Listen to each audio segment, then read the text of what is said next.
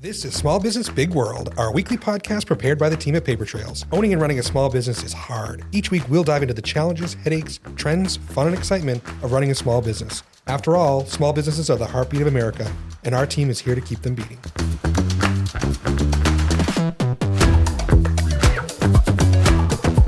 Welcome to Small Business Big World, another exciting episode. This week we have Connor Kennedy of Acadia Benefits. We're going to talk about some really exciting things, employee benefits. Certainly, I know I get the warm and fuzzies every year. I get to talk to Connor about our employee benefits. So Absolutely. Thank you. Welcome very much for coming. We appreciate it. So Thanks for having me. Yeah, a couple of quick housekeeping things. Be sure to like, follow, subscribe. We're all over the web. So Instagram, YouTube, TikTok, Spotify, Apple Podcasts, anywhere you get your podcasts. Follow us, Small Business Big World. Visit smallbusinessbigworld.com. Follow us on our Small Business Big World Facebook group. Lots of conversation there. And if you have any questions for us or for our guests, be sure to email us at podcast@papertrails.com. So, certainly, Connor, when we're, you and I get together once a year, we talk about our benefits. It's a big cost, right? That's, Yep. What are you guys doing in terms of preparing benefit plans for your clients that are affordable and meet their needs and all that kind of stuff? Yeah, of course it comes down to every specific customer on what their needs are. I'll pull this closer. So it comes down to whatever their needs are, whether they're a small employer or a plus 50 employer, where they're an experience rated group, needs change. Sure. Also, it budgets change, so it's a little bit different for everyone, but something that we really like to do, I guess, put a plug in for Acadia Benefits, right, is really learn the company's culture first, see what they're trying to offer their employees, whether they're just trying to check the box of getting a benefits package available to recruit and retain, or, trying to provide the best benefits possible, within a budget always. So that's kind of our goal. And the hardest part about it is really aggressively marketing what's available. And as you know, right, in the small group market, and we'll get into it in a little bit, but in the small group market, it's all based on where you're located, what's the age of your population, and things of that nature. So there's some things you can't change, but with a really aggressive marketing strategy, you can really find plans that best fit your needs. That's great. What kind of benefits are you seeing folks offer? The health insurance is the big one, right? Yep. What else are we seeing people go out there with? Yeah, absolutely. So something to keep in mind, some small employers come to us and they just think that they can't offer plans. Maybe they think they can just offer a medical plan, something like that. But there's tons of benefits available to you, whether it's medical, dental, life and disability, voluntary products, right? Critical illness, accident, hospital indemnity. All of these policies go down, to about the 4 employee count, right? On a dental plan, you only need 2 people to elect the coverage, and you can have a group plan for as long as you'd like, right? So these are and those are low cost type benefits. I always tell people, the vision, get a dental. Dental's $35 a month, right? It's not generally a huge cost, and people love it, right? Yeah. And it's cheaper than buying an individual dental policy for yourself or your family.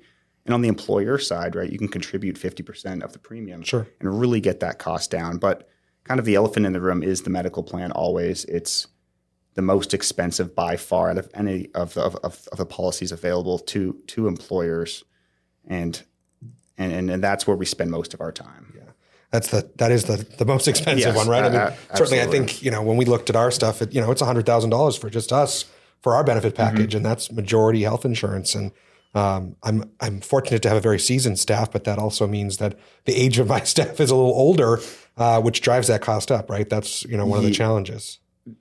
Definitely. And, it's not just in the small group market. I mean, that's primarily what drives pricing in the small group market is the age of your population. But of course, if you're a large employer and you have a aging, stable workforce, like most companies are here in the state and, throughout the country, you can see that your premiums are going to increase with trend and also with the age of your population. But to get into a few types of medical plans and different networks, right, this is where you can start to play around with price as well.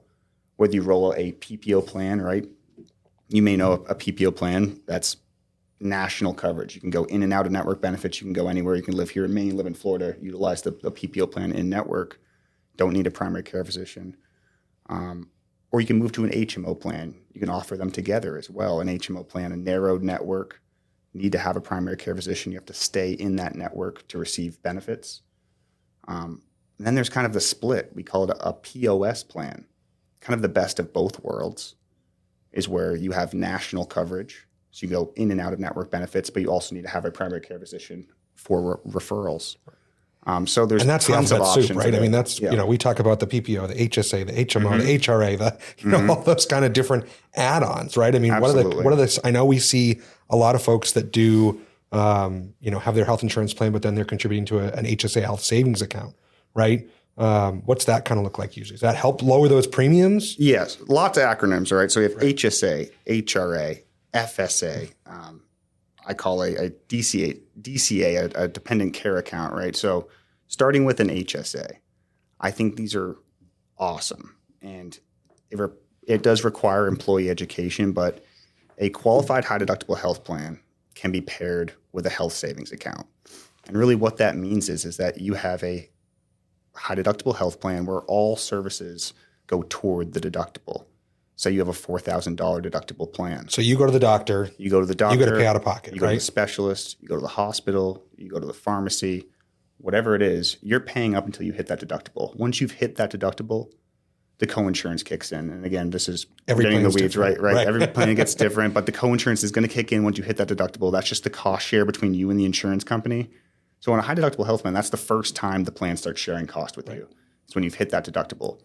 Now they do that because the high deductible health plan is the only plan you're allowed to put dollars away, tax-free, into a health savings account. And I would say the health savings account is the best of all worlds. So you get to payroll deduct tax-free.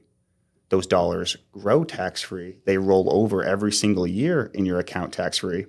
And then you use those dollars on qualified medical expenses tax-free as well. And the employer can contribute to that account on behalf of the employee if they want to, right? Absolutely. That's a great way to recruit and retain employees is by even doing a match program. Yep. We've seen a lot, right? If you put 100 in, we'll put 100 in. Okay. Things like that. So you have the employees investing in their own HSA as well as the employer. And again, we call these the healthcare 401ks. They just grow and grow and grow. You can use them to support your family. And then down the line, right? Not everyone hits their deductible every year. Right. So it makes sense for a lot of individuals to pay a lower premium, put some dollars away into a health savings account. And then if someday they need to use those dollars to offset medical costs, right. They're there for they have it there for them. Exactly. Right. Which it's not like, I speak out of turn here, but an FSA, those are use it or lose it, right? Absolutely. So the FSA works a little bit like a health savings account, but there is a cap. So you're only allowed to contribute up to a certain dollar amount. Every year the IRS sets those limits. And if you don't use those dollars, you do forfeit those dollars over at the end of the year. So like a HSA, you roll those dollars over. The FSA, I always say can only open up an FSA or contribute to an FSA if you know for a fact you have medical expenses during a year, right? You pick up a prescription, you get contacts, things like that. I remember at the end, my parents used to have an FSA and they used to go like to CVS and buy Advil and, get new contacts and all that stuff all the way at the end of the year because they would lose it, right? So that's certainly a thing that you need to keep an eye on. You don't want to lose that. Right. And there's a great place is the FSAstore.com. You can go on if you're looking to spend down some dollars. Go on the FSA store and they just have hundreds of items that are eligible expenses that you can spend down some of those dollars. Some employers have a rollover, right? You can roll over $500 in a year or something like that. But personally, I tend to lean toward that HSA plan just because of the ability to roll those funds over. But of course, if your employer doesn't offer a high deductible health plan, FSA is the next best thing. Right. How do you explain this to small businesses, right? This is super complicated, right? I mean, we talk about, even regular insurance. Most people are familiar with their car insurance and their home insurance. But health insurance is a whole different, all employee benefits are a whole different game. How do you explain that to small business people? I mean, not everything at once, probably over time, building a relationship with the customer and having meetings and talking through their options, right? Something I do want to bring up is that HRA, a health reimbursement arrangement. So that's a really cool program. That's an employer-funded benefit. And I have a note here that says shrinking deductible. And what that really means is say you could put in a 3,000 PPO plan, for example, or even higher, say a 4,000 PPO plan. And what you tell your employees is like, hey, we have this higher deductible health plan, but we have this health reimbursement arrangement on the back end. So we will pay, the last $2,000 of your deductible out of pocket, right? The employer will. Yep. And as the employer knows, not everyone hits their deductible every year. So you're saving on premium costs and you're kind of self-funding a health reimbursement arrangement for folks that do hit their deductible. And it really makes everyone else's, your employees' deductible down to a 2,000 plan when you're paying for a 4,000 plan. So those are ways to tweak. I'd never heard about doing it at the end. I've heard people say, hey, I'll give you money towards your HRA, right? But I guess I've never heard of it. They have to prove that it's the end, right? Right. You have to use half of it and we'll give you half of it, exactly. Right? That's an interesting way of doing it. And there's tons of vendors that will support that. There's automatic claim feeds between carriers and HRA vendors that is seamless for the employee, which is great stuff. So there's tons of different options to support an HRA. And just one last piece on the HRA, mostly for larger employers, is to build a wellness platform that by completing wellness goals, the employer contributes to an HRA for them, right? So you can earn up to $500 in a year in an HRA and say that rolls forward for the employee, right? So there's different ways to kind of craft wellness programs with an HRA. You can do that with an HSA too, but we do like the HSA at Acadia Benefits. The HRA, sorry, the health reimbursement arrangement. It's a good way to really shrink that deductible. So going back to how do you manage this with small businesses, right? We're all overwhelmed with everything we've got going on. You talked about really identifying the culture, which I think is great. Yep. Understanding is it checking the box? Is hey, my employees need something, or is it really, you want to make sure you're taking care of your employees, and certainly I think I probably fall into that bucket, and it costs an awful lot to do that. So, what strategies? I know you talked about the HSA, FSA. Are there different plans that you can offer, different levels, things like that? What does that all look like? Yeah, absolutely. In all market spaces, whether it's small or large, you tweak cost really by changing deductible levels, changing coinsurance, changing copays, and then really tweaking the pharmacy benefit. Now, as you know, in the small group market, there's a bunch of canned plans, right? So we call that a really rigid market.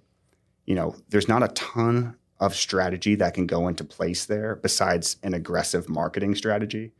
So every year, right, your broker brings you a spreadsheet that shows what your current plan option is and everything else that's available to you, right? And if we know you, right, saying, I love the gold plans, we might not look at bronze plans or something like that. But you can also say, hey, we want to look at the gold plan, but we also may want to offer a bronze plan, right? And say, hey, I'll cover the majority of the bronze plan. And if you as the employee want the better coverage, it's going to cost you a little more, right? Absolutely. I think offering dual options or even triple options is a great tactic for employers to, I guess, one, make your employee population happy, and then two, control your employer costs. So for example, right, you could put in a bronze option, which is a low-cost premium to the employer. You could fund the employee tier at 100%, for example. You could pair that with a silver or a gold option and say, you know what, we have this core bronze option available to you. We pay that at 100%. But if you'd like to buy up to a silver or a gold, you pay the difference. Sure. So it gives employees a choice and an option to kind of give them whatever fits their needs, right? If they know they're hitting their deductible because they have ongoing medical expenses, they might want that gold. If you're a young employee that says, I just need kind of some catastrophic coverage for if something horrible were to happen to me, then and a physical once a year or whatever, right? Exactly. The bronze is a great way to go. So you said, keeping your employees happy, right? When was the last time you went to an employee meeting and all the employees were happy when you showed up to talk about benefits? Probably 2 years ago when rates were nice, across the state of Maine here, but we've since seen that change. Yeah, benefits isn't something that people love to talk about, right? Because we'll get into it a little bit later. Like everything else, there's a trend, obviously, on medical and dental expenses that continues to skyrocket. And what we try to do for our customers is maintain the control of that cost. But there's a lot of things that are out of everyone's hands. Sure. And by having the right structure in place, like we were talking about, HRAs, HSAs, to support employees when they have medical expenses but maybe pay lower on premium is a great strategy. What are you seeing in general with your employers, your clients? What are they paying towards these benefits, right? I mean, I think it's certainly dependent on the business, but are people seeing a fixed amount and then, the employee pays the difference? Are we splitting it, 80-20 or 50-50? Yep. I mean, what are you seeing with most of your clients? How are they managing that? So a couple of things there. If you're a small employer and you're trying to start a group health plan, carriers have participation requirements that you need to fulfill. So you can't just say, hey, you know what, I'm going to contribute 30% to the medical premium and think that you're going to start a group health plan. No one's going to take the plan. Right. It's going to be too expensive. Which we've seen a lot of our clients say, hey, I want to offer benefits, but I can't afford it. I want to give them something, but then nobody enrolls. And then you can't get it. Even if you have 3 people that want to get in, the other 30 won't go in. And it's a real challenge to a lot of small businesses. That 75% participation requirement doesn't count employees that have coverage elsewhere. Mm-hmm. But if you have a group of employees that doesn't have coverage today and they decide not to take your plan, that counts against you and you won't be able to kind of jumpstart a group health plan. So what we're seeing in the small group market is for employers, we do have employers do the 50-50 cost share, but we squeak by on participation. And I hate telling people how much they need to pay towards something, but just from looking at our block of business, it's 65% and up on the employee tier in the small group block. And then if you want to bring on a dependent, you pay the difference. That's the cost to you. So we see that a ton as a strategy. I think 65% is a great landing point and starting point for a small employer. I'm talking sub 30, sub 50 employees. So if you're looking at, say, it's $500 or $600 a month total, the employer is paying probably 400 of that, 450, something like that, and the employee is going to pay the difference if that's the category. And certainly, again, those premiums that I just threw out are totally wild guesses, and it changes, all the time depending on it's different for everyone. It really is. You could have a young brewery, right? And then you could have a retirement home, right? And the same plans, completely different structure and cost. Yep. I know. And I think that's one of the hard things is, when we talk to our clients, they say, well, I talked to Joey and he's got $300 a month he pays for his employees and he pays all of it. Why are you telling me it's $750 for my employees? And, certainly I have no expertise in this. And, I say call Connor, right? Right. But it's hard because location, age. Yeah. It's all those factors that come into it. And absolutely. And that's a killer. So, and I think, I feel like when I grew up, I guess, not that long ago, but I feel like, my father worked for the town. We had good benefits. It was never anything we had to worry about. And then I became self-employed and that everything changed. My mother worked for the school system. Right. It was the same thing, right? Yep. So we had good benefits growing up. We went to the doctor and we didn't pay anything. And those were the good old days where you went to the doctor, you paid your $20 copay and you came home. And I think those days are long gone, right? I mean, and I think we as consumers, I think the health insurance companies have probably tried or have been trying to change our buying habits, right? Just as we shop for anything, maybe shop for, I know there's, places here where you can get an MRI for a quarter of the cost of going to the hospital, right? So it's trying to shop for your health care rather than. Yeah, absolutely. And carriers design plans based on who they have the best contracts with. And that's really getting into the weeds. But, by going to stay exactly what you're saying, instead of getting an MRI at a hospital, going to a freestanding facility, you may pay a whole lot less. By going to an urgent care facility instead of the emergency room, right? Urgent care is most likely a copay. Emergency room is most always deductible. And there's an urgent care in every corner now. Exactly. So it's those types of things. It's being knowledgeable of where you should seek care before just saying, I'm going to go get care. Right. Of course, if it's an emergency, go to the emergency room, right? But if you have a sore throat, right, a pink eye, rash, fever, have a small cut, it's like those are urgent care. Sure. And then you start there, you'll start to save some dollars on your plan. The last thing I want to talk about for employer contribution is in the large group market. We see a 70-30 cost share split across all tiers. That's that's really the landing point for a large employer.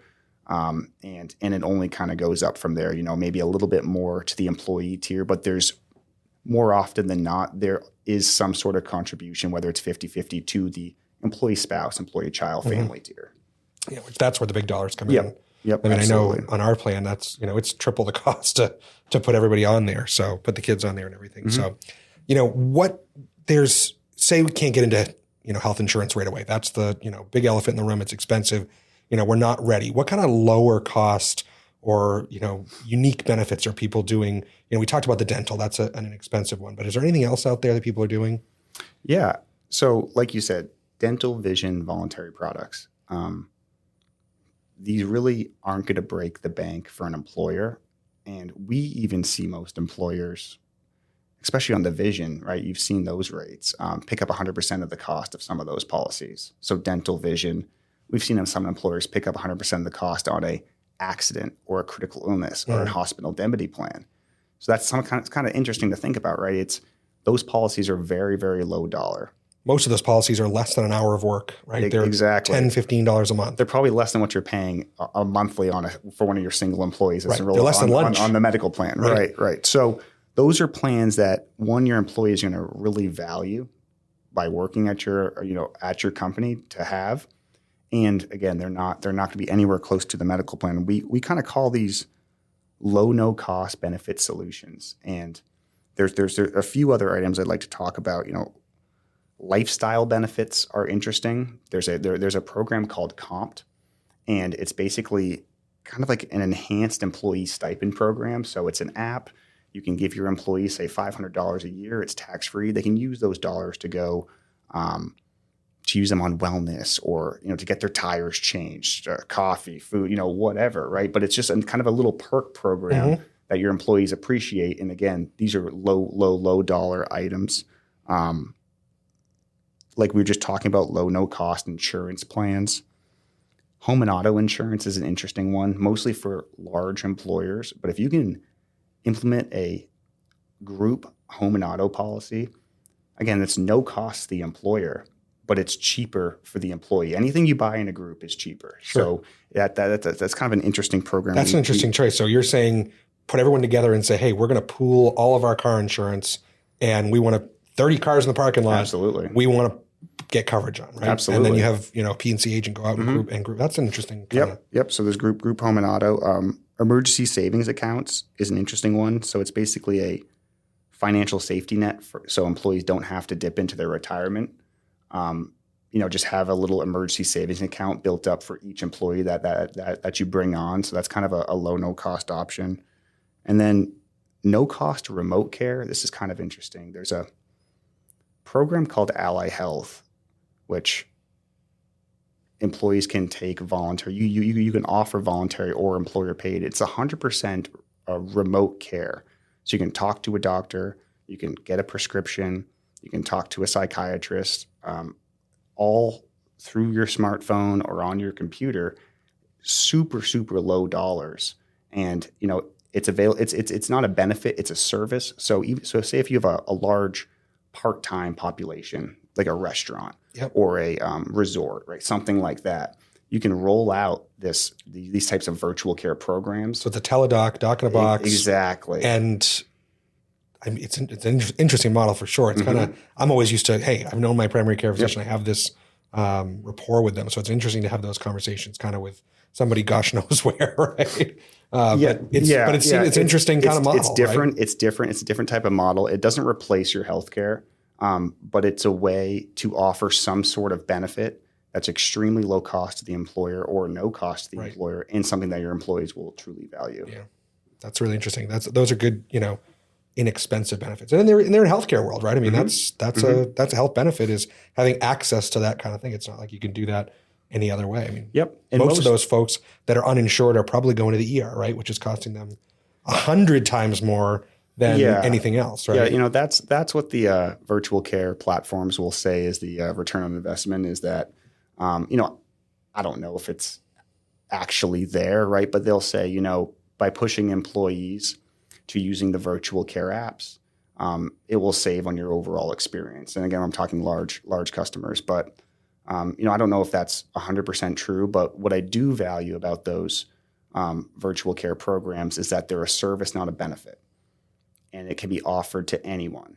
So temporary, seasonal, part-timers. It's just people are always looking for something to offer to that employee group. Mm-hmm.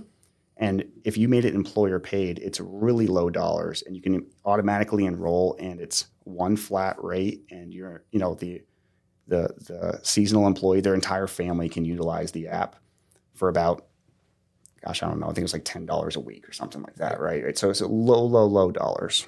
So those low cost kind of things are really great tools in the toolbox for employers. But what are employers doing to educate their clients or their employees about the different plans and how you manage those and that kind of thing? I would say I would lean on your broker, and I'll talk about that in a second. But I'd also lean on the carrier apps and their websites.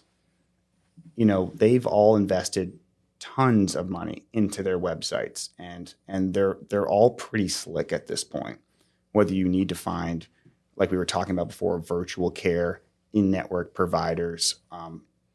There's so many programs that are available to you, whether you enroll with United Healthcare, Harvard Pilgrim, Aetna, Anthem, Blue Cross, CHO, right, Cigna. They all have a specific wellness program tied to, whether it's reimbursement for fitness classes, things like that, right? That you may not really know about, but that's included in your plan. Exactly. You're already kind of paying for it. So you got to take advantage of these programs, these add-ons that they have available to you. And when I first said lean on your broker,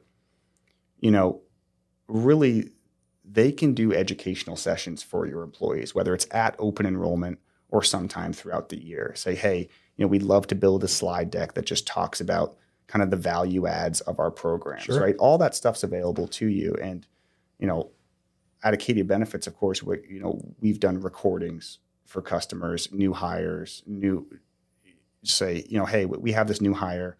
You send them a link, talks through all the benefits, right? It really educates them on what's available to them, as opposed to, you trying with everything else that you're doing, trying to educate them on what benefit package is available to them. That's great. Yeah, I think that's really important. It's certainly educating the employee population. I think everyone says, what am I paying for? This is so expensive. I go to the doctor, I still have to pay. I have to pay. But I think trying to create that value is really important. Right? Absolutely. So what kind of, trends are you seeing in the industry? Where are things headed? What's new? What's old? Where are things going? Yeah. So I don't want to speak specifically to Maine, but of course, throughout the country, we have inflation on everything. The cost of care goes up every single year. I would probably put medical and pharmacy trend between 9 to 11% every single year. So, when customers come to us and they say, why am I getting a 10% increase every single year? It's the cost of pharmacies. It's the cost to get your to receive care. It's the cost of everything that they have at the hospital, right? Everything is increasing every single year. And I would kind of start to think of the insurance companies as the middleman. They're taking a cut of the of profit, of course. But remember, they're insuring what you're covering, right? They're paying out claims. So if you go to the doctor is filing that claim with the insurance company, they're paying out that cost, and you're paying for that as well, right? So they are the middleman between that. So as things increase around the world, they're going to up their charges to cover their expenses as well. And state mandates, I think, is a big one as well, right? We've seen that here in Maine. When you start to introduce different programs that have to be covered by the medical plan, it's great. It's a better benefit for employees and the population as a whole. But someone has to pay for it, right? The cost goes up. The cost goes up. So you may be getting a greater benefit, but you're going to be paying more in premium over time. Sure. And state mandates, federal mandates, they really end up driving a ton of the increases that we're seeing. You talked a lot about the virtual care, but one of the things I think we've seen a lot here in Maine particularly is kind of the introduction of direct primary care and And certainly, there are doctors that just don't take insurance anymore. Yep. Right. Hey, pay me my monthly fee, pay me when I come, right. Keep me on retainer. Are you seeing clients kind of go that route and try to pair a higher deductible plan for those catastrophic things and use those? Or have you seen a lot of that? Yeah. It's for specific employers. Some companies that have had their core benefit in place for a long time, it's tough to make that change. Sure. We see some new kind of startup companies kind of utilizing those types of different programs. As you know, Maine is slow to react to things. All right. So a lot of our out-of-state customers are doing some different things. But, Maine as a whole, the Northeast as a whole, change is slow. So we see most things happening in other parts of the country. They will be trickling into the Northeast for sure. But we still see a lot of our employers offering those core offerings. Yeah. And I think for me, it's what your employees expect. Exactly. Right. I think, it's been for so long, the, health insurance in particular has been tied to the employer, and it's our responsibility. We see from a payroll perspective, we see a lot more clients offering like a QSARA, which is a qualified HRA for under 50 employees that allows them to give them a stipend every month to go buy the insurance on the marketplace, which sometimes is cheaper, right? Yep. Certainly that's not allowed in the larger group settings, but definitely with the smaller groups, that's an option that's out there. Yeah, we've seen a lot of employers consider the ICHRA. And those two, the ICHRAs, yeah. Right. And, I would say in the small group market, the ICHRA over time really won't save you a ton of dollars. You're still going to have to raise your contribution as the individual marketplace raises their rates. What I've seen is for a large employer that's experience rated, with the ICHRA, what you can do is that there's a bunch of different rules where you can class out certain portions of the population, whether it's salary, hourly, by location, different items like that. So if you had a population that you identified that was really driving claim costs, with the ICHRA, you can move that population back into the individual marketplace, thus kind of taking them off of your experience.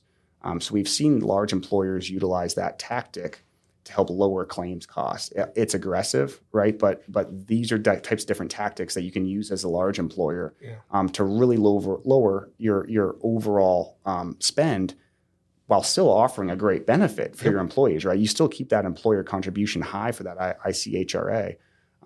But they aren't on your claims experience anymore. Right. Sounds like a puzzle. Yeah, it's like, how do we keep this all squared away, right? Yep. I mean, it gets more and more complicated as things get more and more complicated, right?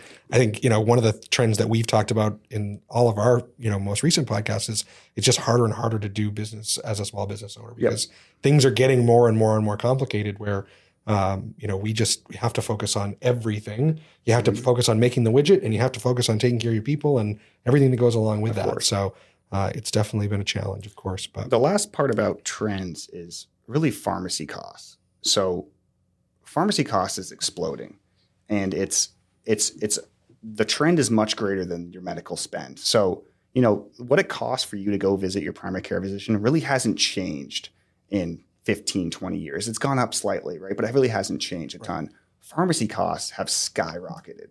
What the cost is to get a prescription is extremely expensive to what it used to be. And, for a small employer, you're not experience rated, but it will still affect your premiums in the overall scheme of things, the overall trend and increase.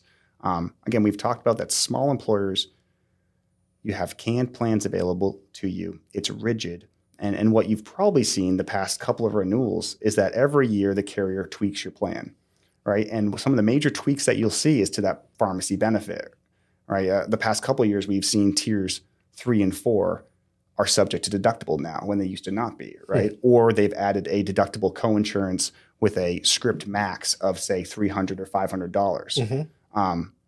What that's doing is that the insurance companies are trying to protect themselves as much as they can from those tier 3, tier 4, tier 5 drugs that are extremely expensive. Sure. Right? Tier 1, tier 2 generic medications, they're still at your copay. You can still use, coupon codes to get those drugs cheaper. These high tier prescription drug costs that we've seen on experience reports running, say, $85,000 a month, right? These drugs are saving people's lives. So we have to remember that. Sure. So that's why they're there. It's great. You're providing a benefit for your employees that's really saving someone's life. On the flip side as well is that, these drugs are driving a ton of cost on your plan. They're increasing premium rates every single year. So by designing a program, say having a specific drug deductible, you have to meet $1,000 before you pay that copay, things like that. Yep. That can kind of start to tweak your rates to help save employer dollars as well. Interesting. That's crazy. Just the prescription stuff. stuff. That's the prescription drug is a rabbit hole. Again, in the small group market, it's rigid. There's not a lot you can do strategy wise. As you get into the large group market, you can tweak plan design. You can tweak, the formulary that you offer, Sure. whether it's a premium formulary or a value formulary, kind of covering different sort of drugs. And then we're not going to go down this rabbit hole, but if you're a large self-funded employer, there's tons of options available to you, whether you kind of carve out your own prescription drug benefit manager, your own PBM to manage claim costs, things like that.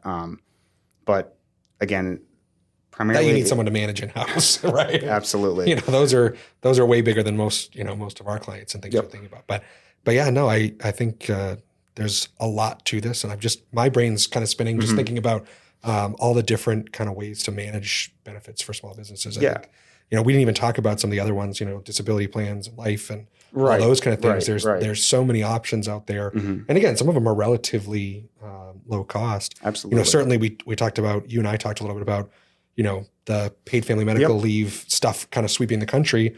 And that's certainly something that's going to change the landscape, coming across too. And we'll have to get back together to talk about that. At some point. We can talk about that. We're going to talk about that again at some point because there's the rulemaking process is still happening now today, but there's a few things that we do know and still subject to change. Sure. Right. Everything's subject to change, but the maximum contribution per employee is going to be about 1% of the individual wage rate. And it's going to be, that's going to change depending on your employer size. I believe was it 15 employees? 15 employees. Hold on, it's all going to change. That's the thing. Yep. And I think, really what's going to happen is businesses are going to have to figure out if it's worth going into a state plan like that, or I know there's a lot of exclusions that potentially could say, hey, if you have a short-term disability plan in place already, you may be able to exempt yourself from kind of the state plan. But certainly that's a whole different conversation for a whole different day and how that's going to all work. So. Yeah, I would say timeline-wise, right? We're saying November of 24 is when employers need to decide whether they'd like to jump into the state pool or decide if they want to stay in a private carrier setting, right? If you have a short-term disability policy in place already, I would lean on that carrier and your broker to make sure we kind of design your STD policy that meets the criteria, what the state is asking you to do. And the good thing about waiting is that, that payroll tax starts in 25. In January, right? So if you go with the private plan, your premiums due for the employers is not going to start till May of 26. Right. So there's going to be a big gap there where you can save some dollars, of course, depending on what that carrier is going to charge you to manage the plans. There's a lot of stuff up in the air still. We know that a lot of our customers with short-term disability policies in place today are probably going to lean on their private carriers. But it remains to be seen. Still so much to know about that. Still much to learn for sure. So, well, good. Well, thank you very much, Connor. This has been really good. We talked. Yeah, we covered a lot of ground, and like I said, my head's spinning for sure. So, how do people find you if they want to get in touch with you? Instagram, Facebook, anything like that? Yeah, email. How do people get in touch with you if they have questions to follow up? You can go to our website. Right, you can find us there. You can find me on LinkedIn as well. That's Connor Kennedy. Connor Kennedy, right? Connor Kennedy or Acadia Benefits. Acadia Benefits, right? So Acadia Benefits, just a little bit about us. We've been managing benefit plans for over 32 years. We're based right in Portland, Maine. We're independently owned and operated, and we have a lot of long-term customers. We've been doing this for a long time. We think we do a great job. So feel free, absolutely, reach out to me. LinkedIn, through our website, and we'll get back to you and see what we can do for you. Awesome. Great. Well, thank you. So again, be sure to like, follow, subscribe to all of our channels, Instagram, YouTube, TikTok, Spotify, Apple Podcasts, wherever you listen or watch. We're there, I promise. Don't forget to email us any questions if you have questions about future things you'd like to hear, podcast@papertrails.com. Otherwise, we will see you next week. Thanks so much. Thanks for listening to this week's episode of Small Business, Big World. This podcast is a production of Paper Trails. We are a payroll and HR company based in Kennebunk, Maine, and we serve small and mid-sized businesses across New England and the country. If you found this podcast helpful, don't forget to follow us at Paper Trails Payroll across all social media platforms, and check us out at papertrails.com for more information. As a reminder, the views, opinions, and thoughts expressed by the hosts and guests alone. The material presented in this podcast is for general information purposes only and should not be considered legal or financial advice. By inviting this guest to our podcast, Paper Trails does not imply endorsement of or opposition to any specific individual, organization, product, or service.